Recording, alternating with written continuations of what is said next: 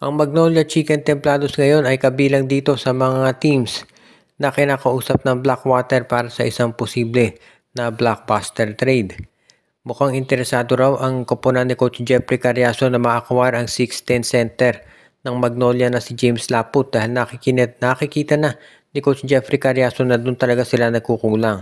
At baka ang hilingin na kapalit ng Magnolia ay itong si Jason David o rather itong si Christian David. Kung sakali na iyan ang magiging asking price ng Magnolia, sa tingin ko papayag naman itong si Coach Jeffrey Cariaso basta kinakailangan lang siyempre na masiguro na magiging pulido yung kanilang usapan. Alam natin na itong si Jeffrey Cariaso ay gusto na niya matagal na makuha itong si James Laput at ito na pagkakataon. Sa panig naman ng hotshots kung si Christian David ang kapalit, okay na rin iyan. Sa panig ng hotshots kung makuha nila itong si Christian David, pwede nila yung gawing center at power forward. Ang natural position nito ay forward kasama si Xavier Lucero. Pero since nandiyan na si Lucero at itong si Yuken Andrada, pwede nang maging center itong si David. Actually, pwedeng maging si David ang power forward at si Yuken Andrada at center na si Lucero at si Ian Sanggalang. Yung ganitong matchup magbibigay ng flexibility para dito kay Coach L.A. Tenorio kung sakasakali nga na ma-acquire niya ang mga nabanggit na players. Kaya good news para sa Magnolia if ever matuloy nga ito. Sa tingin ko mas babagay pa talaga sa Magnolia ang laro nitong si Christian David. Lalo na at alam niya na may chance sila makakapag-abot ng playoffs o baka finals. Kaya sa tingin ko dito lalabas talaga yung potential ni Christian David kung sakasakali nga na siya ay ma-acquire nitong Magnolia Chicken Templados. Dito rin natin masasabi talaga na itong Magnolia magiging good move yan at hindi rin naman malulugi itong si Jeffrey Cariaso kung makuha niya si James Laput. Ang isang team ngayon na nagre-ready pa para dito sa darating na Philippine Cup, mag-o-open na yan sa linggo, ay itong TNT Tropang 5G na naglalaro sa isang pocket tournament sa abroad. Talagang pinapakita dito na seryoso itong si Coach Jot Reyes dito sa kanilang gagawin ngayong season na to. Lalo na at alam naman natin na hindi biro yung pinagdaanan ng TNT last season. Nakaabot sila ng finals ng 3 conferences, 2 nakuha nila. Kamuntik na nga maka Grand Slam kaya lang natalo sila dito sa Philippine Cup sa San Miguel. So kinakailangan talaga ngayon itong TNT Tropang 5G kung gustong maka Grand Slam ay maging mas matindi ang kanilang preparasyon. Of course, alam natin na pagdating sa Commissioner's Cup at Governor's Cup, yamado ang TNT dahil kay Ronde Hollis Jefferson. Pero pagdating dito sa Philippine Cup, dyan natin makikita kung ano ba talaga ang kaya nilang ibuga.